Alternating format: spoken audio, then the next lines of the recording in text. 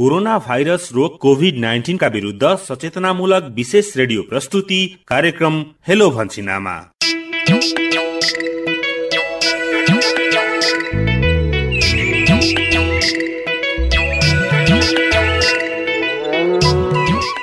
नमस्कार, म Sarita. Corona virus रोग अर्थात कोभिड-19 को संक्रमण विश्वभरि फैलिएको र लाखौं व्यक्तिलाई संक्रमण भइरहेको वर्तमान परिप्रेक्ष्यमा कोरोना भाइरसको जोखिमबाट बस्ने उपायहरूको बारेमा तपाईलाई जानकारी दिने र यस सम्बन्धी तपाईका सवाल एवं जिज्ञासाहरूलाई मेटाउने उद्देश्यले रेडियो कार्यक्रम लहर भन्छिन आमाको परिपूरक श्रृंखलाको रूपमा विगत 3 सातादेखि हामीले साप्ताहिक रूपमा यो कोरोना भाइरस रोगका विरुद्ध सचेतनामूलक रेडियो प्रस्तुति हेलो भन्छिन आमाको यो लहर लिएर आएका छौं। सहभागी श्रोता, यो कार्यक्रममा हामी कोरोना भाइरस रोग अर्थात कोभिड-19 का बारेमा तपाईका प्रश्न एवं जिज्ञासाहरूको विज्ञ विशेषज्ञबाट सम्बोधन गर्ने प्रयास गर्दै आएका छौं। कोरोना भाइरसको संक्रमण रोकथाम, अपनाउनु पर्ने सतर्कता, संक्रमितको उपचार र उपचारपछि परिवार तथा समाजमा पुनर्स्थापनाका लागि आवश्यक महत्वपूर्ण सूचना, जानकारी र सन्देश दिने प्रयास पनि हामीले गर्नेछौं। यो कार्यक्रम तपाईले रेडियो नेपाल राष्ट्रिय नेटवर्कका साथै देशभरिका 150 भन्दा बढी एफएम स्टेशनहरूबाट साप्ताहिक रूपमा हरेक साता यसै समयमा सुन्न सक्नुहुन्छ।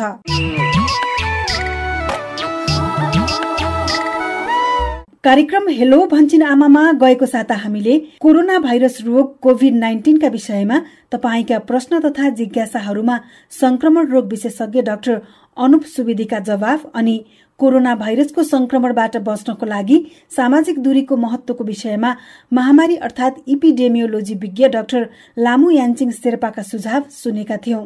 कार्यक्रमको तेस्रो खण्डमा आज भने हामी कोरोना भाइरस रोग अर्थात कोभिड-19 का विषयमा तपाईका प्रश्न जिज्ञासामा वीर अस्पताल काठमाडौँमा चेस्ट युनिट प्रमुखका रूपमा सेवारत श्वास प्रश्वास तथा संक्रमण रोग विज्ञ डाक्टर अशेष ढुङ्गानाको जवाफ सुन्नेछौं। मुख्य रूपमा लक्षणहरू चाहिँ ज्वरो आउने, खोकी लाग्ने, घाँटी दुख्ने, जिउ गलेको जस्तो हुने या छिटो थकावट हुने यस्ता लक्षणहरू देखिन सक्छन्। जसलाई रुगा खोकी लागेको छ, जसलाई चाहिँ पटक पटक खोकी लाग्ने, हाँचो आउने हुन्छ, त्यस्ता मानिसहरूले चाहिँ मास्कको प्रयोग गर्यो भने चाहिँ रोग लागेको मानिसबाट यो सामान्य मानिसमा सर्नलाई चाहिँ रोक्न सकिन्छ। अनि कोरोना भाइरसको संक्रमणबाट जोगिनको लागि हामीले अपनाउनु पर्ने सावधानीपूर्ण व्यवहारका सम्बन्धमा नेपाल सरकार स्वास्थ्य तथा जनसंख्या मन्त्रालय, स्वास्थ्य सेवा विभाग, इपिडेमियोलोजी तथा रोग नियन्त्रण महाशाखाका निर्देशक डाक्टर वासुदेव पाण्डेले दिनुभएका सुझाव पनि प्रस्तुत गर्नेछौं। लकडाउनको बेलामा यसको चाहिँ पूर्ण पालना गरिदिनु पर्यो। अरूलाई होइन कि आफ्नो लागि गरिदिनु पर्यो, आफ्नो परिवारको लागि, सबैको लागि गरिदिनु पर्यो। साथमा अन्य सचेतनामूलक सामग्री पनि हामीले लिएर आएका छौं। अबको करिब आधा घण्टा हामीलाई सुनेर साथ दिनुस् है।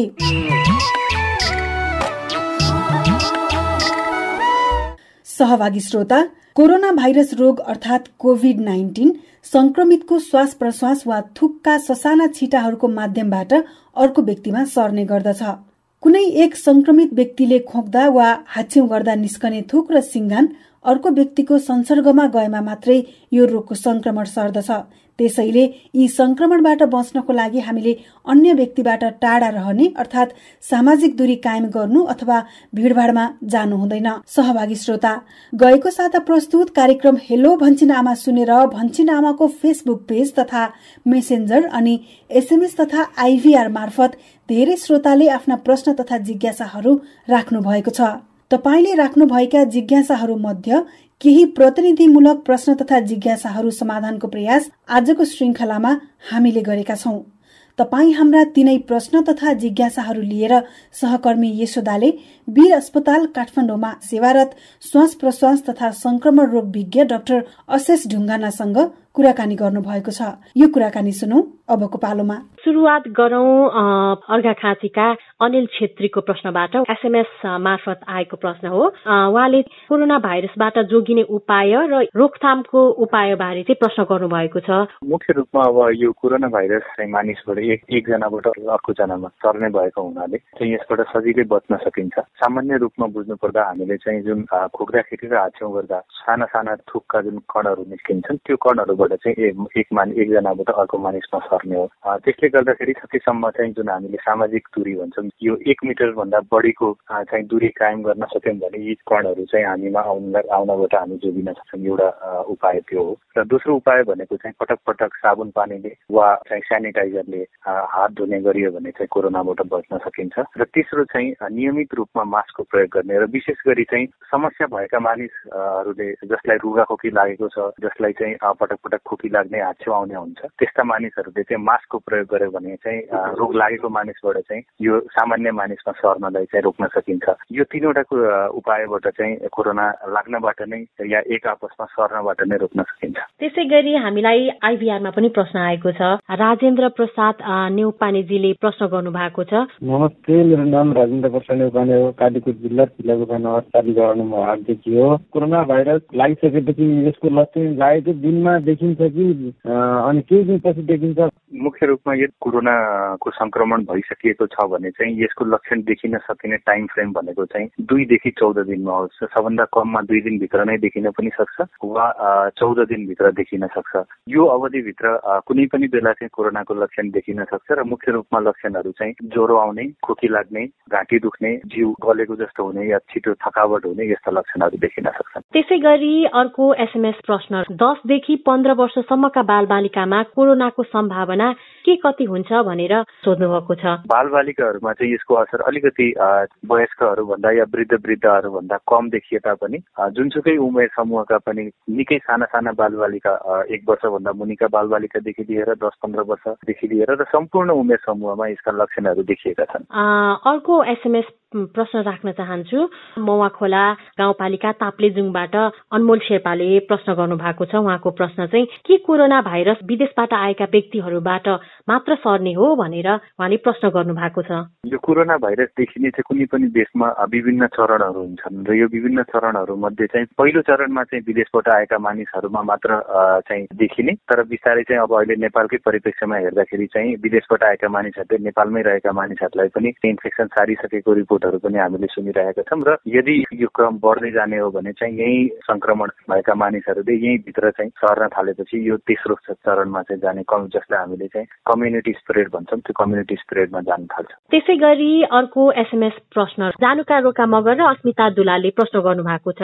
कोरोना भाइरस संक्रमण भएमा घरमा नै बसेर के कस्तो उपचार गर्न सकिन्छ भनेर प्रश्न गर्नु भएको छ। अब मुख्य रूपमा चाहिँ धेरै जसो 80% भन्दा बढी यो कोरोना भाइरस संक्रमण भएका मानिसहरूलाई चाहिँ सामान्य लक्षणहरू मात्र देखिने हुन्छ र त्यो लक्षण देखिएको बेलामा चाहिँ खासै अस्पतालमै भर्ना भइहाल्नु पर्ने नहुन पनि सक्छ। हुन त तथापि अहिले चाहिँ किनकि हामी कहाँ चाहिँ संक्रमणको मात्रा निकै कम भएका हुनाले यस्ता बिरामीहरूलाई आइसोलेसन गर्नलाई अस्पतालमै भर्ना गर्ने गरिएको छ। तर सामान्य लक्षण भएका मानिसहरूले चाहिँ यसलाई सामान्य उपचार गरेर मात्र पनि ठिक हुन्छ। जस्तै सामान्य रुगाखोकीको औषधि खाने, तातो झोलिलो पदार्थहरू धेरै खाने गरेर चाहिँ यसबाट बच्न सकिन्छ। मुख्य रूपमा यदि तपाईँलाई रुगाखोकी लागेको छ भने चाहिँ यसमा सबभन्दा जरुरी भनेको आफूलाई लागेको संक्रमण अरूलाई सर्न नदिनु हुन्छ र यस्ता लक्षण भएका मानिसहरूले चाहिँ घरमै सेल्फ आइसोलेसनको व्यवस्था भनेको चाहिँ सकेसम्म यो 1 मिटर भन्दा बढीको दूरी कायम गर्ने, खोक्दा र हाच्छेउ गर्दा नाकमुख छोप्ने र प्रयोग गरेको यदि टिस्यु प्रयोग गर्नु भएको छ भने त्यो टिस्युलाई राम्ररी विसर्जन गर्ने,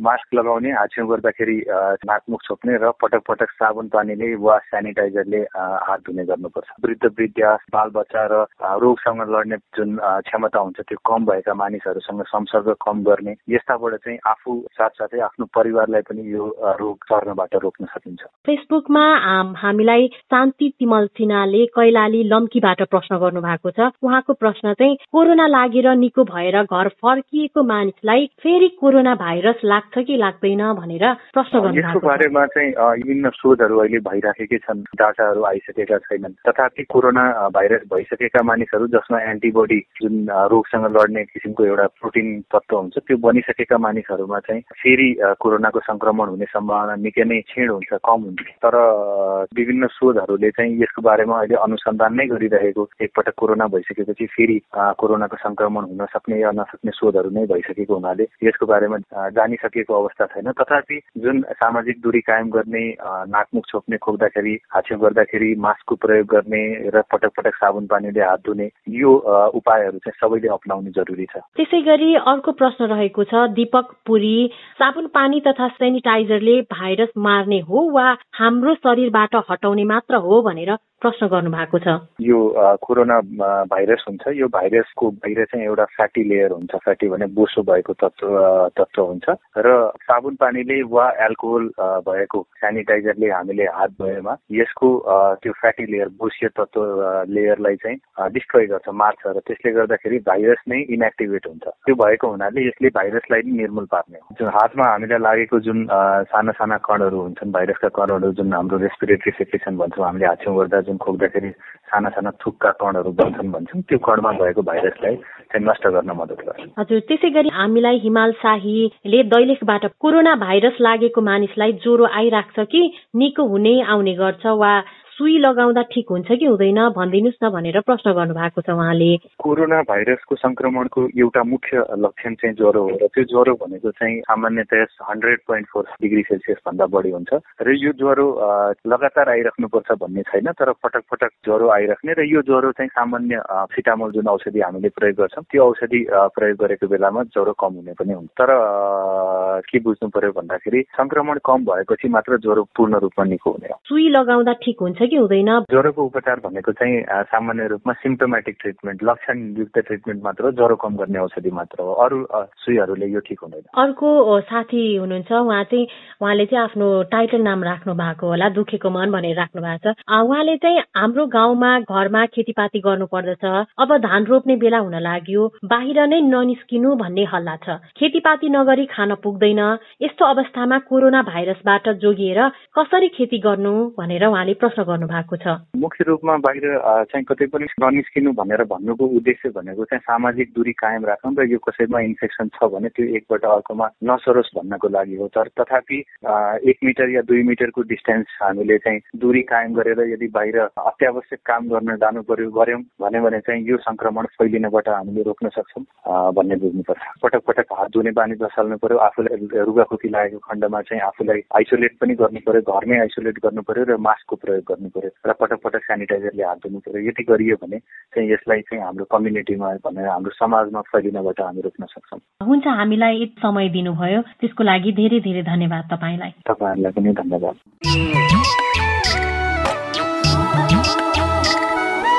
कोरोना भाइरस रोग कोभिड-19 सँग सम्बन्धित श्रोताका प्रश्न तथा जिज्ञासाहरूको समाधानको लागि हामीलाई महत्वपूर्ण समय उपलब्ध गराइदिनु भएकोमा वीर अस्पताल काठमाडौँमा चेस्ट युनिट प्रमुखका रूपमा सेवारत श्वास प्रश्वास तथा संक्रमण रोग विज्ञ डाक्टर अशेष ढुङ्गाना प्रति धेरै आभारी छौं। तपाई हाम्रो सचेतता, कोरोना भाइरस रोगको संक्रमण रोक्न अपनाऊ सतर्कता। कोरोना भाइरस रोग श्वास प्रश्वासको माध्यमबाट सर्ने संक्रमण हो। संक्रमित व्यक्तिले खोक्दा र हाच्छिउँ गर्दा निस्कने थुक र सिङ्गानको माध्यमबाट एक व्यक्तिबाट अर्को व्यक्तिमा यो भाइरस सर्दछ। यसको संक्रमणबाट बच्न के गर्ने? खोक्दा हाच्छिउँ गर्दा नाकमुख छोप्ने र प्रयोग गरेको टिस्यु पेपरलाई तुरुन्त फोहोर फ्याँक्ने बाकसमा फाल्ने, बेला बेलामा साबुन पानीले मिची मिची हात धुने वा अल्कोहल भएको सेनिटाइजर प्रयोग गर्ने, हात नमिलाउने, त्यसको सट्टा नमस्कार गर्ने। के नगर्ने? खोकी लागेको व्यक्तिबाट टाढा रहने वा आफूलाई खोकी लागेको छ भने पनि अरू व्यक्तिबाट टाढा बस्ने, भिडभाडमा नजाने र अरूलाई पनि नजान सुझाव दिने।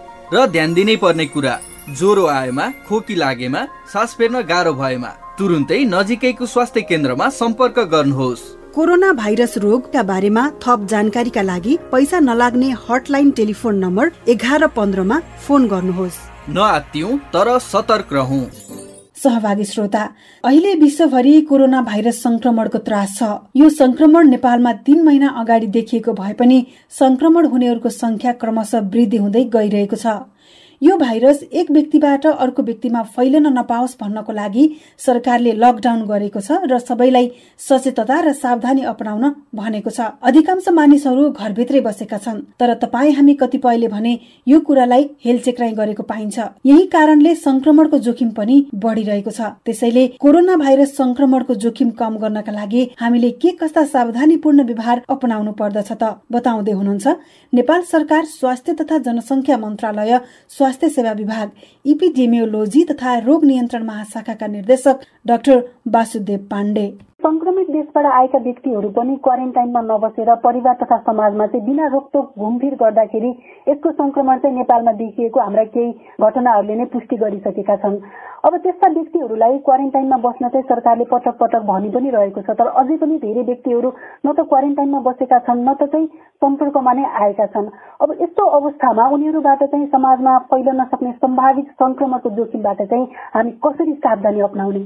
पहिलो कुरा त हामी सबै आफै जिम्मेवार भइदिनु पर्यो, किनभने जो त्यसरी आएर घर बस्नु भएको छ भने उहाँले आफूलाई आइडेन्टिफाई गरेर स्थानीय प्रशासन अथवा स्थानीय जनप्रतिनिधि अथवा हाम्रो महिला समाजसेविका अथवा स्वास्थ्य कर्मीहरूको मा उहाँले भनिदिनु पर्यो। हामीले त्यस्ता व्यक्तिहरूलाई सजिलै ट्रेस गर्न सकिन्छ। त्यो चाहिँ हाम्रो सिस्टम छ र कहाँ कहाँ पुग्नु भयो त उहाँहरू भनेर कहाँ समस्या हुन सक्छ भनेर यसलाई हट स्पटको रूपमा हामीले त्यसलाई आइडेन्टिफाई गर्ने, पत्ता लगाउने र त्यही अनुसार त्यस्तो ठाउँमा चाहिँ हामीले टेस्टको यो जाँच पडतालको दायरालाई एकदमै बढाउने सबै उद्देश्य लागेको छ। यसमा 3 महिना जति भइसक्यो। हामीलाई प्रशस्त यो तयारी गर्ने समस्या प्राप्त भएको हुनाले हामीले त्यही अनुसारको हाम्रो आफ्नो सोचाइमा हामी चाहिँ एकदम तयारीको अवस्थामा लागेको हुनाले यस्तो गम्भीर दुर्घटनामा पर्दैनौँ जस्तो मलाई लाग्छ। डाक्टर साहब, जस्तो अहिले लकडाउन गरिएको पनि 1 महिना बितिसकेको छ होइन, सुरुको दिनमा चाहिँ जनमानसमा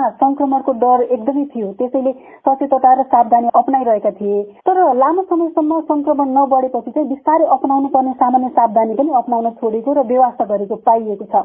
नेपालीहरूले चाहिँ हामीलाई संक्रमण फैलदैन भन्ने सोच राखेको पनि पाइयो। यसले त झन् खतरा निम्ताउने संकेत देखिन्छ नि, होइन त? यो हामीले चाहिँ कहिल्यै पनि अब अहिलेसम्म देखेको चाहिँ अलि गम्भीर खालको रोग नदेखिएको, अब अहिले धेरै काठमाडौँ जस्तो ठाउँमा एकदम सुरक्षितै भएको, यहाँ बिरामीहरू पनि नदेखिएको, अलि खास गरेर त इन्डियाबाट छिरेर आएको व्यक्तिहरूमा धेरै रोग देखिएको भनेर अब विभिन्न ठाउँका मान्छेले हामी सुरक्षित छौँ भनेर हिसाब लिनु भएको छ। त्यस्तो चाहिँ गरिदिनु भएन। सरकारले भनेको अथवा यो लकडाउन अथवा जो नीति निर्देशन गरेको छ त्यो अनुसार चल्दिनु पर्यो। मलाई थाहा छ यो धेरै समस्या छ, किनभने यो लकडाउन भएपछि हरेक खालको व्यापार बिजनेस लगायत घरमा बसिराख्दा अब आफ्नो जुन हुन्छ यो क्रियाकलाप गर्न पाउँदा यसले यो कोरोनाबाट बच्ने त एउटा ठाउँ हो भने अरू मानसिक तथा अरू खालको रोगहरू चाहिँ बढेर जान सक्ने सम्भावना पनि छ। यो कुरा एउटा हो भने अर्को कुरा चाहिँ यो यदि हामीले लकडाउन गरिदिएन भने रोग यसलाई पत्ता लगाउन ट्रेस गर्न नै धेरै गाह्रो भएको हुनाले यो गर्नु परेको अवस्था हो। अब बिस्तारै सिचुएसन हेर्दै यो लकडाउनलाई अलिक सजिलो पार्दै जान सक्ने अवस्था पनि आउन सक्छ। तर हामीले अरू संसारको अवस्था हेर्दाखेरिमा लकडाउन खोलेपछि फेरि बिस्तारै बिरामी बढेर गएर अलि फेरि धेरै नै बढेको जस्तो देखिन्छ। त्यो मैले यहाँहरूलाई विशेष अनुरोध के गर्न चाहेँ भने यो लकडाउनको बेलामा यसको चाहिँ पूर्ण पालना गरिदिनु पर्यो। अरूलाई होइन कि आफ्नो लागि गरिदिनु पर्यो, आफ्नो परिवारको लागि सबैको लागि गरिदिनु पर्यो। यसको पूर्ण पालना गरिदिएमा नै हामीलाई राम्रो हुन्छ। म एउटा सचेत नागरिकको हिसाबले म आफू र मेरो परिवारलाई चाहिँ भाइरसको संक्रमणबाट जोगाउन अपनाउनु पर्ने व्यवहारहरू चाहिँ के हुन सक्छन् डाक्टर साहब? सोसियल डिस्टेन्सिङ अथवा फिजिकल डिस्टेन्स हामी नजिक नभए तापनि कहिलेकाहीँ हामी घर बाहिर गएर आयो भने कोही संक्रमित व्यक्तिले हाच्छी खोकी गर्दा सतहमा भाइरस छ भने हातबाट अथवा शरीरको अरू भागबाट सजिलै मुखमा जाने र भित्र गएर इन्फेक्सन हुन सक्ने कुरा हो।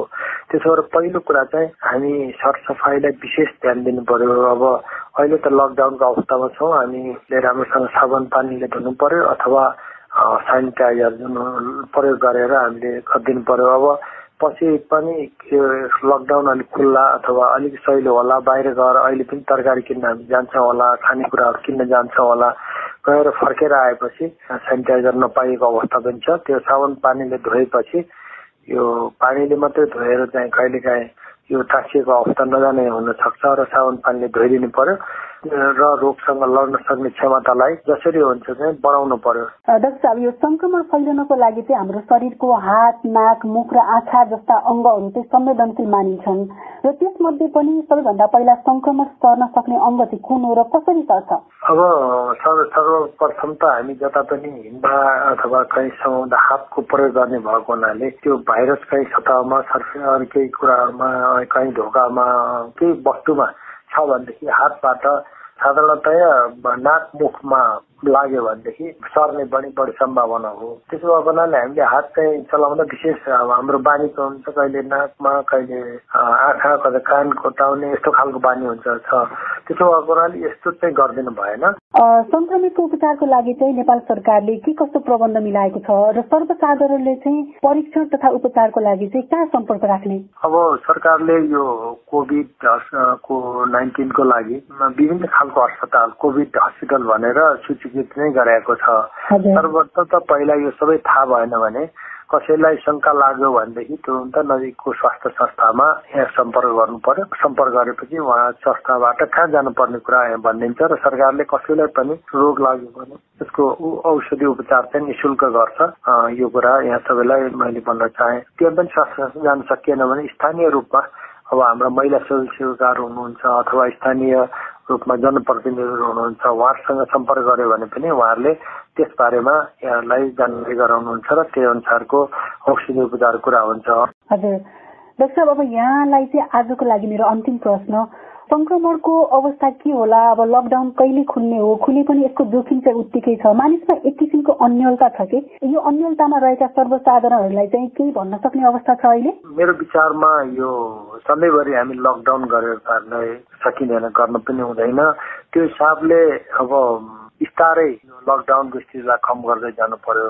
जस्तै हामीले जानेर हट स्पट अथवा अहिले समस्या परिरहेको छ, उदाहरणको लागि अब भनौँ न पूर्वाञ्चलमा पर्यो अथवा प्रदेश 1, 2 अब अरू प्रदेश अथवा सुदूरपश्चिम, यो हेरेर अब सरकारले मेरो विचारमा त्यस्तो एरियालाई बिस्तारै गर्ने गरेर अरू जहाँ चाहिँ सुरक्षित ठाउँहरू छ त्यहाँ चाहिँ अलिकति कुन रूपमा गर्ने हो, कसरी सुरुवात गर्ने हो, कुन कुन सेवालाई सुरुवात गर्ने हो हेरेर साधारणतः 1 महिना अथवा कसै धेरै ठाउँमा चाहिने 49 दिन राख्छ, धेरै जसो ठाउँमा यो लकडाउनहरू बिस्तारै कम हुँदै जानुपर्छ र जान्छ होला, त्यो हिसाबले लिनु पर्यो। अब यो कोरोनाको कुरा गर्दा गर्दै मैले यहाँलाई के पनि भने हामीले जस्तै सुदूरपश्चिममा त्यो क्वारेन्टाइनमा बस्दा कोरोनाको कुरा गर्दै गर्दाखेरिमा भारतबाट आएका व्यक्तिहरू जाँदा मलेरियाका बिरामीहरू पनि भेटिए। अब अर्को सिजन अब आयो, गएको वर्ष यहाँलाई थाहा छ डेङ्गुको रोगले धेरै समस्या पार्यो। अब फेरि डेङ्गुको सिजन पनि आउन लागेको छ, कहीँ झाडा पखालाको पनि समस्याहरू होला। त्यसो भएर यो कोरोना मात्रै नभनेर अरू रोगहरूको पनि समस्या भयो। घरमै धेरै बस्दाखेरिमा मानसिक तनाव भएर अर्को खालको पनि यसमा समस्या छ। त्यही भएर यसलाई कमी पार्न विभिन्न उपायहरू यहाँले अपनाउनु भएकै होला, अथवा सानोतिनो फिजिकल घरमै बसे पनि एक्सर्साइजहरू गर्नुपर्ने हुन्छ। तर पनि यो स्थिति मेरो विचारमा धेरै समय रहँदैन, बिस्तारै कम हुँदै हुँदै गएर अबको मेरो विचारमा 2 हप्ताभित्रमा यो अलि सजिलो हुँदै जान्छ जस्तो मलाई लाग्छ। हुन्छ डाक्टर साहब, यहाँको अमूल्य समयको लागि धेरै धन्यवाद, हामी धेरै आभारी छौँ। नमस्कार।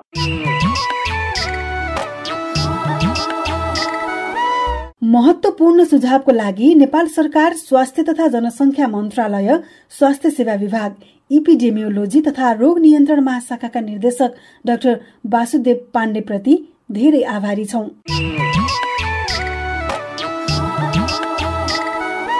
सहभागी श्रोता, तपाईका मनमा पनि कोरोना भाइरस रोग अर्थात कोभिड-19 सम्बन्धी कुनै पनि प्रश्न जिज्ञासा छ भने तपाईले भन्छी नामाको फेसबुक पेज तथा मेसेन्जरमा अथवा 37171 मा एसएमएस गरेर पनि आफ्ना जिज्ञासाहरू हामीलाई पठाउन सक्नुहुनेछ। प्रश्न जिज्ञासा पठाउँदा आफ्नो पूरा नाम ठेगाना लेख्न भने नछुटाउनुहोस् है। कोरोना भाइरस रोगका विरुद्ध सचेतनामूलक विशेष रेडियो प्रस्तुति हेलो भन्छिन आमामा तपाईका प्रश्न जिज्ञासाको समाधान कार्यक्रमको आगामी खण्डमा हामी समेट्नेछौं। तपाईका प्रश्न तथा जिज्ञासा सोध्ने माध्यम र तरिकाको बारेमा यो जानकारी सुनौ। कोरोना भाइरस रोग कोभिड-19 का बारेमा तपाईका मनमा कुनै पनि प्रश्न वा जिज्ञासा छन् भने प्रश्न जिज्ञासा सोध्नका लागि भन्छी नामाको फेसबुक पेज वा मेसेन्जरमा BHAN CHHIN AAMA अर्थात भन्छिन आमा सर्च गरेर त्यस पेज वा मेसेन्जर मार्फत आफ्नो प्रश्न राख्न सक्नुहुन्छ वा तपाईले एसएमएस गरेर पनि आफ्ना जिज्ञासा राख्न सक्नुहुन्छ। एसएमएस गर्नको लागि मोबाइलमा BAN टाइप गरी 1 स्पेस छोडेर आफ्नो जिज्ञासा अनि नाम र ठेगाना लेखी 37171 मा पठाउनुहोस्। तपाईका प्रश्न जिज्ञासा लिनको लागि यी सबै माध्यमहरू 24 घण्टा उपलब्ध छन्। तपाईलाई सजिलो हुने कुनै पनि माध्यमबाट हामीलाई आफ्नो प्रश्न जिज्ञासा पठाउनुहोस् है। तपाईका प्रश्न एवं जिज्ञासाको समाधान हामी हेलो भन्छी नामाको अर्को साताको खण्डमा समेट्ने प्रयास गर्नेछौँ। के तपाईलाई थाहा छ कोरोना भाइरस रोगका लक्षणहरू नदेखिएका मानिसहरूमा पनि यसको संक्रमण भएको हुन सक्छ? थाहा छ। त्यसैले त संक्रमण नफैलियोस् भन्नका लागि हामीले सुरक्षाका उपायहरू अपनाउनु पर्दछ। संक्रमण सर्ने मुख्य माध्यम भनेको दुई जना बीचको सम्पर्क भएकोले हामीले एक व्यक्ति र अर्को व्यक्ति बीच कम्तीमा 3 फिट टाढा बस्ने अर्थात् सामाजिक दूरी कायम गर्नुपर्छ। त्यसका लागि त भिडभाडमा नजाने, अत्यावश्यक अवस्थामा बाहेक घर वा वासस्थानबाट बाहिर ननिस्कने र अरूलाई पनि जान नदिने गर्नुपर्छ। अनि अरूसँग भेटघाट गर्ने परे कम्तीमा 1 मिटर भन्नाले कम्तीमा 3 फिट टाढा बस्नुपर्छ। आम्ने सामने भएर नबसी सिधा एकैतिर फर्केर वा अंग्रेजीको एल अक्षर आकारमा बस्नुपर्छ ताकि अरूले खोक्दा वा हाछ्यु गर्दा अरूको नाक वा मुखमा छिटा पुग्न नसकोस्। एकदमै सही भन्नुभयो तपाईले। यो सँगै व्यक्तिगत सरसफाइका नियम पनि पालना गर्नुपर्छ। जस्तै केही कुरा छोएपछि वा बाहिर गएर आएपछि साबुन पानीले मिची हात धुनुपर्छ। हात धुन जुनसुकै साबुन प्रयोग गर्न सकिन्छ। साबुन पानीले हात धुन मिल्ने अवस्था छैन भने अल्कोहल युक्त सेनिटाइजर हातमा दलेर पनि हातलाई भाइरस मुक्त बनाउन सकिन्छ। हो, अनि हातले बारम्बार नाक, कान वा मुख छुने त गर्दै गर्नुहुन्न। जहाँ पायो त्यही पिचिक थुक्न हुन्न। आफू र आफ्नो परिवारलाई बचाउन पनि घरभित्रै बस्नुपर्छ। व्यक्तिगत दूरी र सरसफाइमा ध्यान दिनै पर्छ। हो, यति कुरामा सावधानी अपनाउन सकियो भने कोरोना भाइरसको संक्रमणबाट बच्न सकिन्छ। कोरोना भाइरस रोग र यसको संक्रमण बारे अरू जानकारी चाहिएमा पैसा नलाग्ने हटलाइन टेलिफोन नम्बर 1133 वा 1115 मा फोन गर्न सकिन्छ। कोरोना भाइरसको संक्रमणबाट आफू पनि जोगियौं र अरूलाई पनि संक्रमण सार्नबाट जोगाऊ। नआत्तियौं, आवश्यक सचेतता र सतर्कता अपनाऊ। प्रस्तुत कार्यक्रम हेलो भान्सिनामा स्वास्थ्य तथा जनसंख्या मन्त्रालयको साझेदारीमा USAID को आर्थिक सहयोगमा सञ्चालित सुआहारा परियोजनाका निम्ति डिजिटल ब्रोडकास्ट इनिसिएटिभ इक्वल एक्सेसबाट निर्माण गरिएको हो।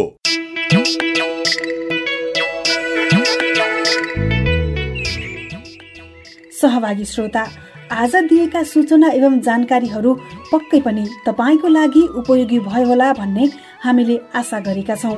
जाँदा जाँदै अहिलेको विषम परिस्थितिमा आफ्नो र आफ्नो परिवारको स्वास्थ्यमा विशेष ख्याल राखौं र समय समयमा साबुन पानीले हात धुने गरौं र एक अर्कासँग सामाजिक दूरी कायम गरौं। हामी सबैले सुरक्षित र स्वस्थ व्यवहार अपनाऊ। यति भन्दै कोरोना भाइरस रोग अर्थात कोभिड-19 का विरुद्ध सचेतनामूलक विशेष रेडियो प्रस्तुति हेलो भन्छिन आमाको आजको तेस्रो खण्डबाट सम्पूर्ण उत्पादन सहकर्मीहरू यशोदा, पवन, माया, सुशीला, रमेश, दिनेश र उपेन्द्र सहित म सरिता पनि बिदा माग्छु। अर्को साता कोरोना भाइरस रोग कोभिड-19 सम्बन्धी अध्यावधिक र नवीन जानकारीका साथ आजकै समयमा फेरि आउनेछौँ। नमस्कार। भन्छिन आमा परिवारकै स्वास्थ्यका लागि।